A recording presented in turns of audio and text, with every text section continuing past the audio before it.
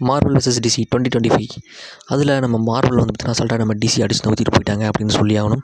Captain America Brave New World flop, Thunderbolts வந்து பார்த்தீங்கன்னா profit, Fantastic Four First Steps profit.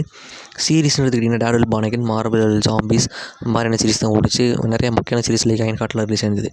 But நம்ம DC side பார்த்தீங்கன்னா Superman படம் பெரிய அளவில் ஹிட்டு, ஓவர் 600 மில்லியனுக்கு மேலே கரெக்ட் ஆகி number 1 super hero film of 2025 award வாங்கிட்டு போயிடுச்சு.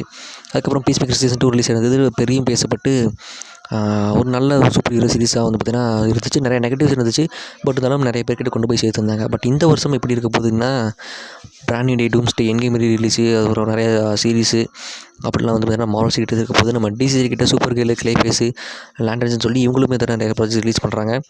ஸோ ஓவராலாக டிசிக்கு இந்த வருஷம் ஒரு எக்ஸ்பெக்டேஷன் இருக்குது. சூப்பர் கேர்ள் படம் டீசர் நல்லா இருந்தது. கிளேஃபேஸ் ஒரு ஜெர்னல் ஷிஃப்ட், லேண்டன் சீரிஸ் ஒரு டிசியோட முக்கியமான ஒரு சீரிஸாக இருக்க போகுது அப்படின்லாம் சொல்லியிருந்தாங்க. அண்ட் மார்வல் கிட்ட brand new day, டூம்ஸ்டே, income release இந்த மாதிரி நிறைய ப்ராஜெக்ட்ஸ் வந்து அவங்களும் ரிலீஸ் பண்ணுறாங்க. ஸோ இந்த வருஷம் வந்து பார்த்தீங்கன்னா அன்டவுட்லி நம்ம மார்வல் தான் ஜெயிக்க போகிறாங்க அப்படின்னு தெரிஞ்சாலுமே கூட இந்த வருஷம் சூப்பர் ஹீரோ ரசிக்கக்கூடிய மக்களுக்கு ஒரு ஃபெஸ்டிவலாக இருக்க போகிறதுல சந்தேகமே வேண்டாம். நீங்கள் இந்த வருஷம் ரொம்ப ஆன்டிசிபேட் பண்ணி வெயிட் பண்ணக்கூடிய சூப்பர் ஹீரோ படம் என்ன அப்படிங்கிறத கமெண்ட் பண்ணிவிட்டு போயிருங்க.